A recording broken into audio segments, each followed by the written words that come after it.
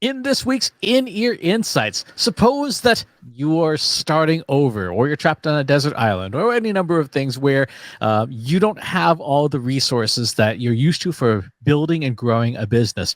What three things would you say are absolutely essential to starting a business and or completely rebooting one? Katie, as our CEO, where do we start? It's day zero of the next iteration of whatever. Where do we start? What are your three things? I would start with user stories. I think I would always start there because my first question is, what the heck am I doing? Why am I doing it? Who am I doing it for? So I would say number one, start with a user story. And a user story, and I've written about this before, a user story can be a stand-in business plan. If you don't have a fully baked, deck and plan and all that good stuff that people expect you to have, you can have a user story. So you can say, as a, small business, I want to serve, marketers who struggle with their analytics so that they can have better insights and focus on customer relationships. That's essentially what we do. And that could be our whole business plan. That's our business model. That's our mission statement. That sort of becomes the driving force behind everything we do. And so we have stated who we are. We're a small business. We didn't say we're an enterprise-sized business. And so that sort of dictates sort of the next steps of how do we set ourselves up as a small business. I want to serve marketers. So that's our audience. And so do I have that audience already? Do I need to go find that audience who are struggling with their analytics? So that's a more specific type of audience. So there's marketers, and then there's marketers who are measuring and struggling. And then here's the services that we provide so that they can focus on taking action in customer relationships. So that then says, well, that means we're going to handle the data. So I would start there. I would start with my user story because it's going to tell me a lot about what I need to do next. Okay, so that's one thing. What are your other two? Probably somebody who can do the work. Doesn't have to be a big team. But if it's not me, if I'm not the person who can analyze the data based on the user story, then I need to find at least one person who can do the work credibly. So I would say I need a user story. I need someone who can do the work. And then the third thing that I need is an audience.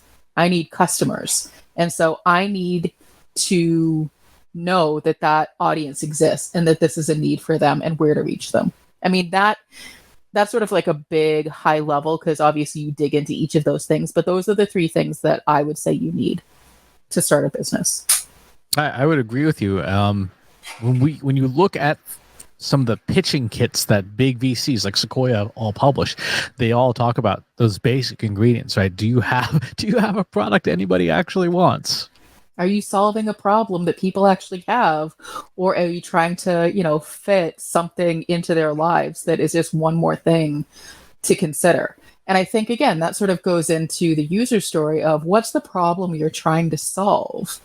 And is it a problem that even needs to be solved? Like, we could invent like this really cool, we like to use cooking as the analogy, like this really cool, like, self-mixing, doodad thing that also heats as it goes. And it's like, okay, but is anybody actually having that problem? Does anybody want that problem to be solved? Or is it just another gadget that the people will use for a couple of days and then it will just find its way back into your cabinet that's, really inaccessible?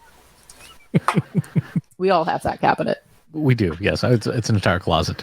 And you definitely see that a lot in people's pitches.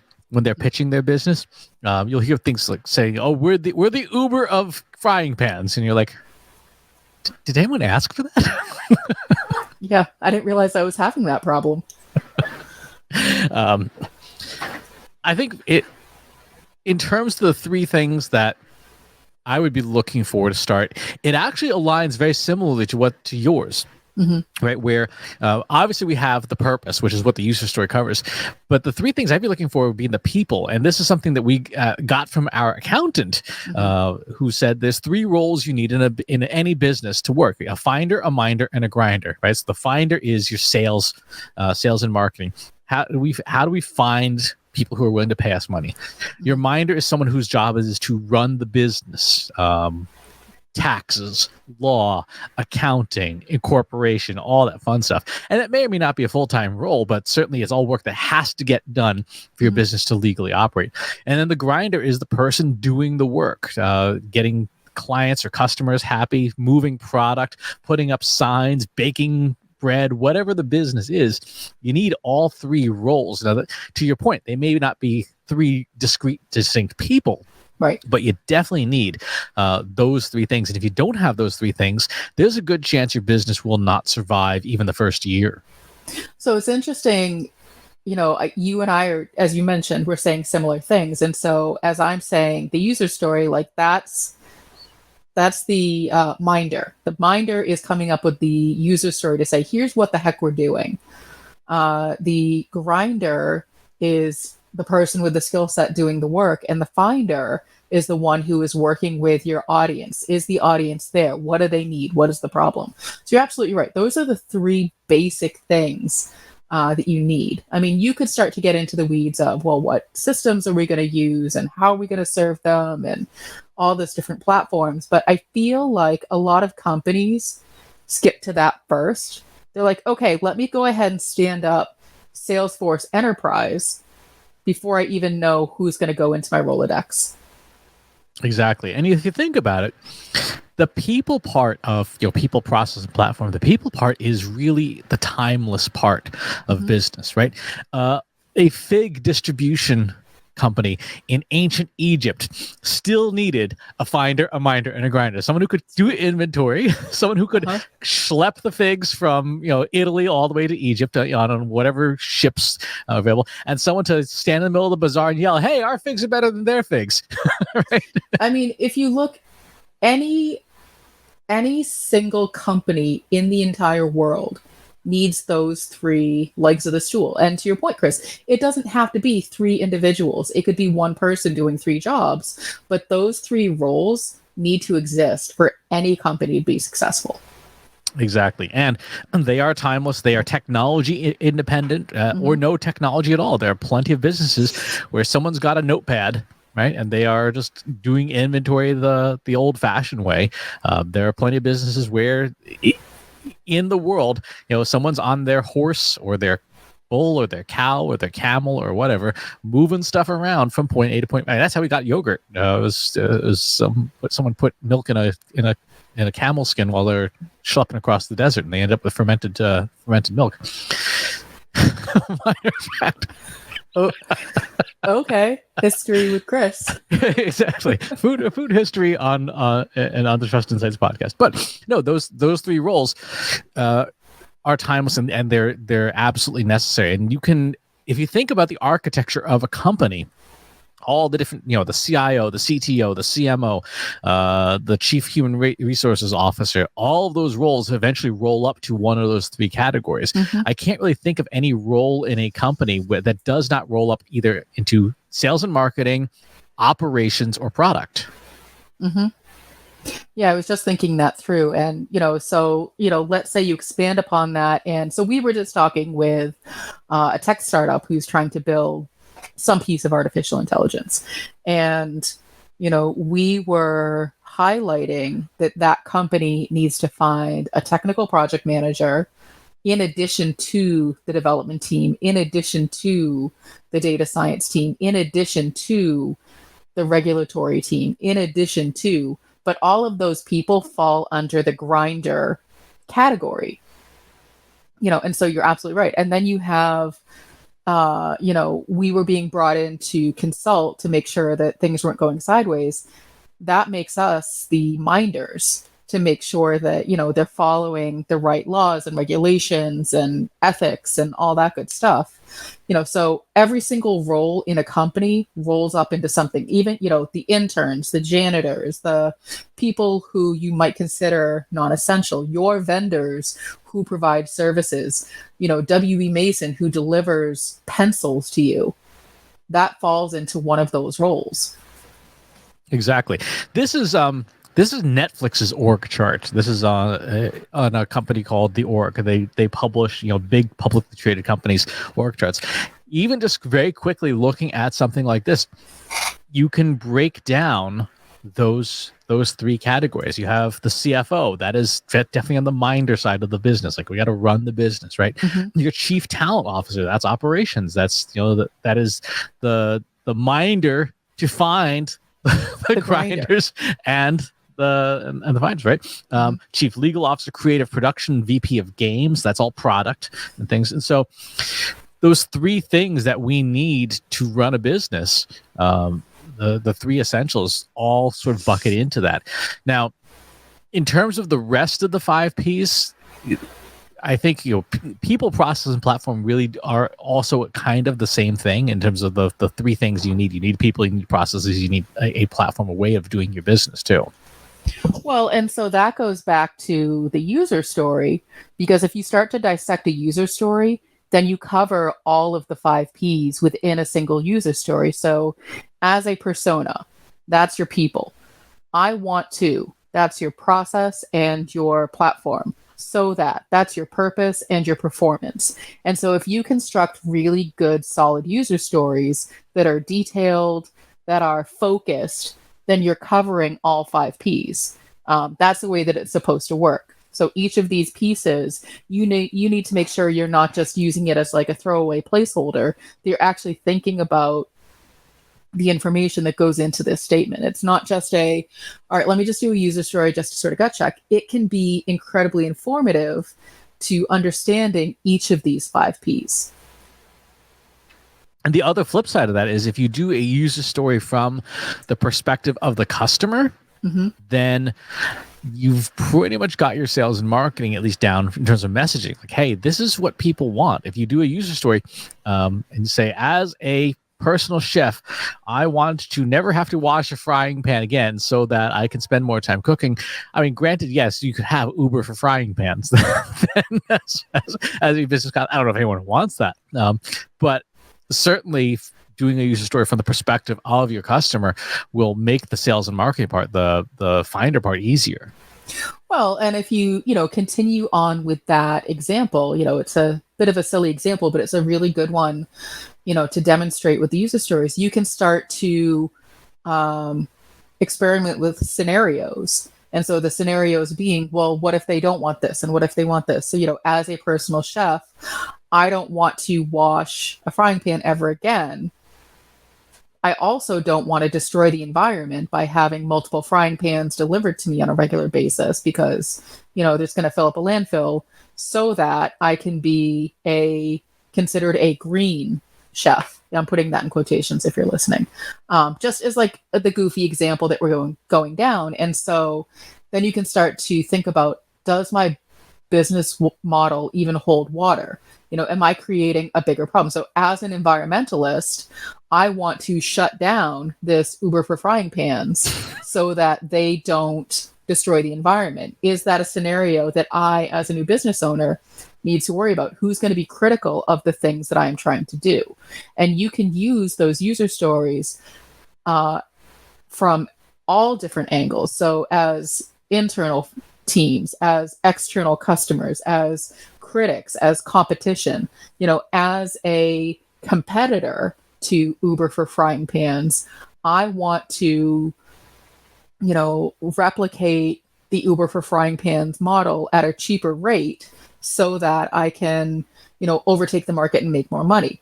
Okay, if that's a realistic scenario, then what do you as the business owner need to think about in terms of protecting your company and, growing and scaling? Yep, exactly. Now, if we dig into process a little bit, in terms of starting up a new company, I recently watched someone start an LLC. And they did the incorporation, they did the paperwork, they got the little certificate and stuff, Mhm. but they did not do the one thing that I thought they probably should do most, which is building an operating agreement for the different people who are involved in this. And I remember when we started Trust Insights, we spent a lot of time on the operating agreement on how the company would fundamentally function and what happens if bad things happen here and there. A lot of what if scenario planning, and so if we're talking about three things, even just in one of these categories, on the process side, the three things I think you absolutely need some kind of operating agreement, and that's going to depend on your company. So if you're like in the USA, if you're a C corporation, it's actually going to be your company's bylaws, among other things. If you're an S corp or LLC or LLP, I think you use operating agreements. It might just be LLCs and LLPs that do that. But either way, you need some kind of process documentation that explains how the company works.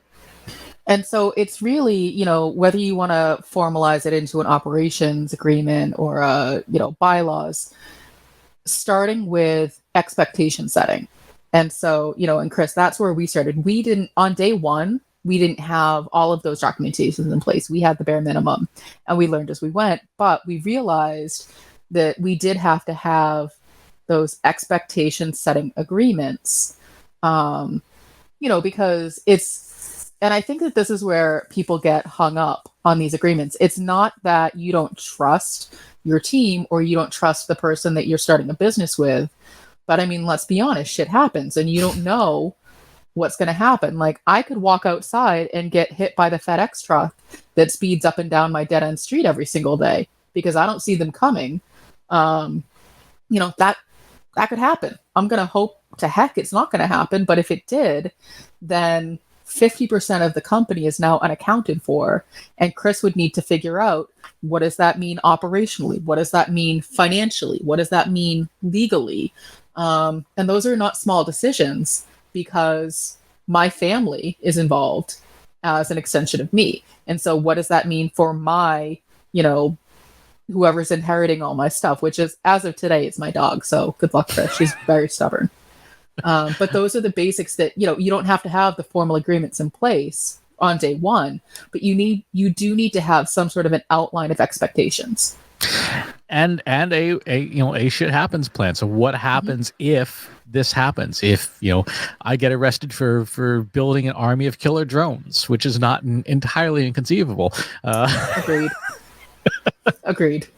Available. But that's the kind of thing where, it might feel silly to play out those extreme scenarios, but the longer you've been in a professional role, the more you see, the more you realize these things aren't so unrealistic.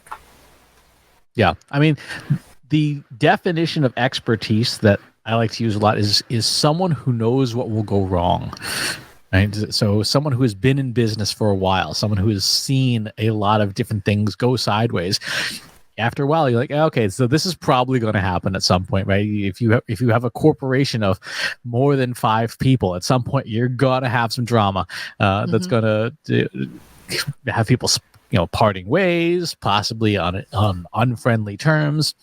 And so there's a series of processes that go with that. Like, okay, well, how do you handle employee termination? How do you handle hiring? How do you handle disputes about pay? All these things are things that as you're building your startup, you should have at least something written down, even if it's not, 500-page binder. At least some way of saying, okay, well, we thought about this and here's probably how we'll deal with it. Right. Well, and that goes back to those 3 roles of the minder, the finder, and the grinder. If you aren't equipped or don't have time to build out those processes, then you need to find someone who can, and someone who can mind those processes to find your grinders and your finders. Exactly. And then on platform side, what are the 3 platforms that you would have? I was actually just writing about this. There's 3 different kinds of platforms. Let me actually pull up because I have this written down. Where is it? And And so you should have three kinds of platforms: one to collect your data, one to analyze your data, and one to report your data. And that may sound like we're only talking about, web analytics, but really that could be anything. So that could be your financial information, that could be your customer information, that could be your product information. So I think, there's this, I think it's the Martech 11,038 or something. I might be like off by a couple, but there's basically, the point being is there's 11,000 tools just in the Martech stack. That doesn't include all the financial tools. If you're in higher ed, if you're in, private sectors, regulatory, there's no shortage of tools. And so having that user story at the beginning is really going to help you narrow down and focus in on what are the essentials that I need. And so even if you can't sort of get all of that from your user story, you probably need some way to keep track of your customers. You probably need some way to keep track of your financials. And you probably need some way to keep track of communication.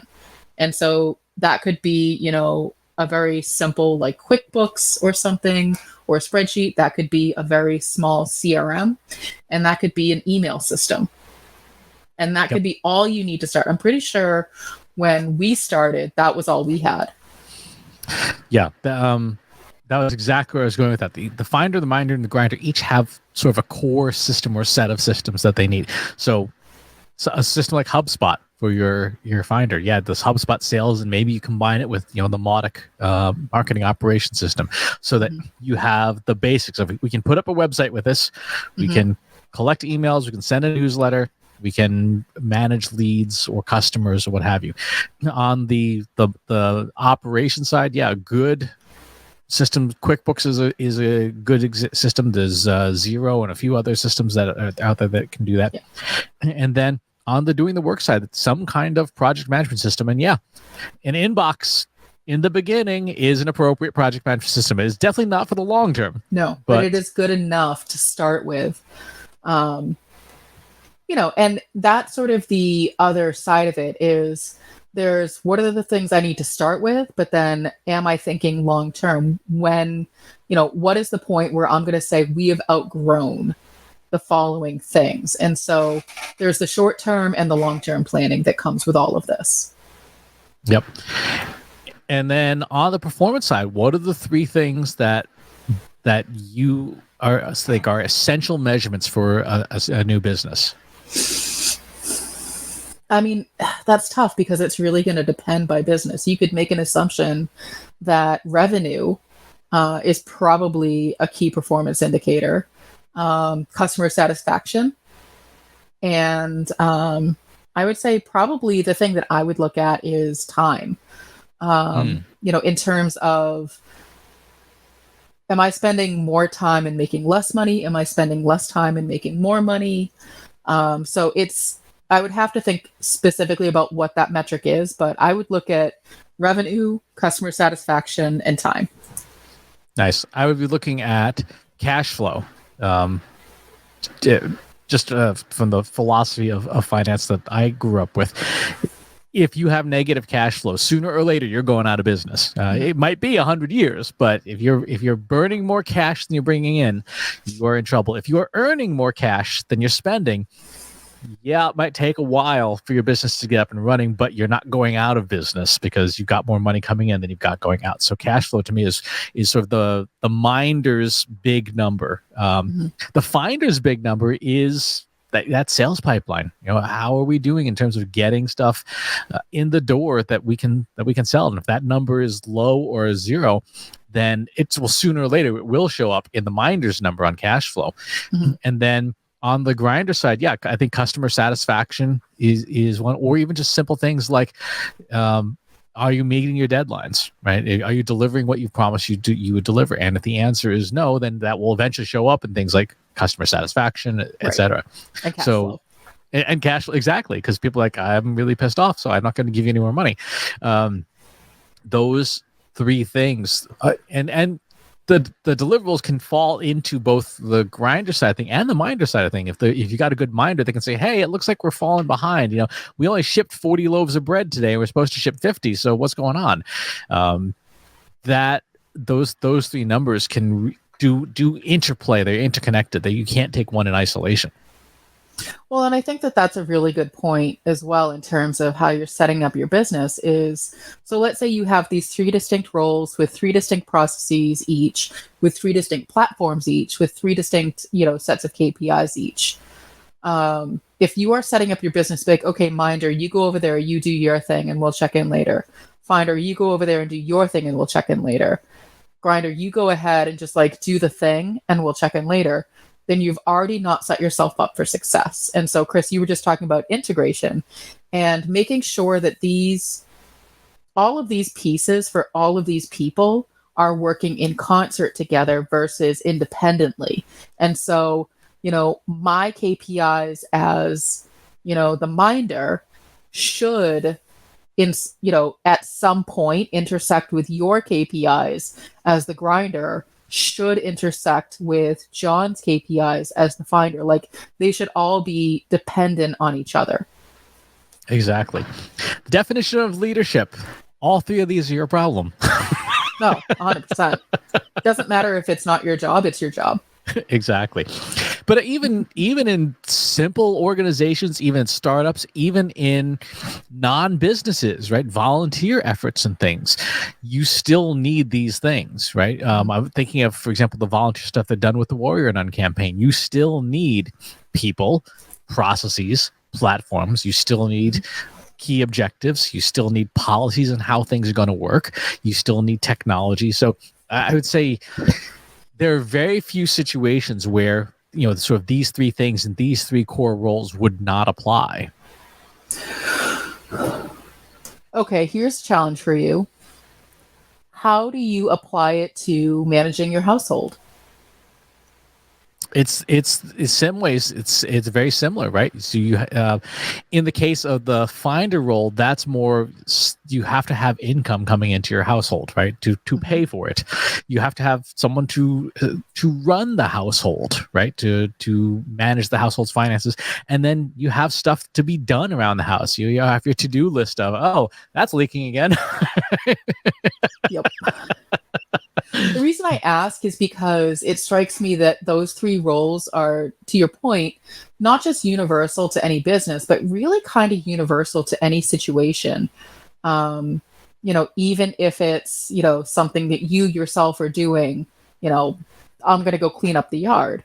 You yourself, you're a grinder, you're actually doing the thing. You're a finder, you're actually figuring out like what tools do I need? What's going to be my measure of success? Did I clean up the yard or not? And then the minder to be like, okay, what time do I have to start? What time do I have to be done? Am I bending at the knees or am I just going to throw my back out? Like it's, again, sort of silly examples, but you can apply these roles to any situation. Right, exactly. It's money, operations, and work. How do you balance all three things? You want to go out for dinner and you don't have the money for it. Okay, well, how do you find that money? How do you manage the money that you do have so that you don't overspend? And how do you balance all of that with your other priorities in life? As much as certain groups of people will make fun of certain generations for getting avocado toast and and artisanal coffee, well, if those trade-offs, if somebody doesn't have the same goals as you, then they will have different priorities on what they find, mind, and grind. And so those are the things that the big conceptual pieces that everybody needs.